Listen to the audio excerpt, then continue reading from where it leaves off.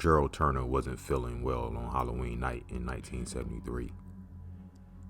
He and his live-in girlfriend, Arlene Penn, had made plans to go to Arlene's mother's house that night for dinner.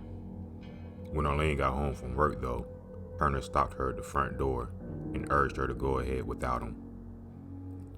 It was about 7 p.m. and Arlene shrugged it off and drove all the way to her mother's house before remembering that her mother wouldn't be home for nearly an hour.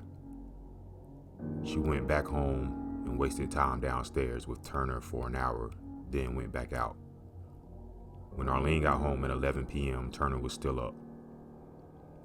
She noticed that the blanket from their bed was crumpled up on the floor in the laundry room, but Arlene shrugged it off and went to bed. She didn't find out until later that the little girl from down the street had been killed in that same bed just hours earlier. Lisa Ann French left her house just before 6 p.m. dressed like a miniature hobo, rag jeans, a parka, and a battered felt hat.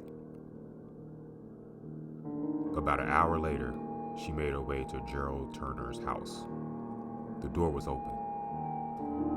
What happened next is unclear, but Turner got Lisa upstairs to his bedroom, where he forced himself on her and then strangled her to death.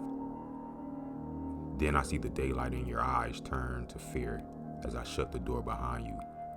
Gerald Turner later wrote in a letter he penned in prison to Lisa. The girl's body was found in a field on the outskirts of town 3 days after Halloween. The implications of the timeline are staggering.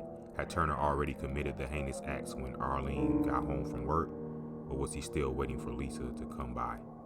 Had Arlene sat downstairs holding hands with a burgeoning killer while his first victim grew cold upstairs, or had Turner already put the body in a trash bag and dumped it? The jury couldn't have cared less. Turner was sentenced to 39 years in prison. Amid public outcry, he was released on parole in 1998, but he went back to prison in 2003 for a parole violation. Gerald Turner remains in prison to this day.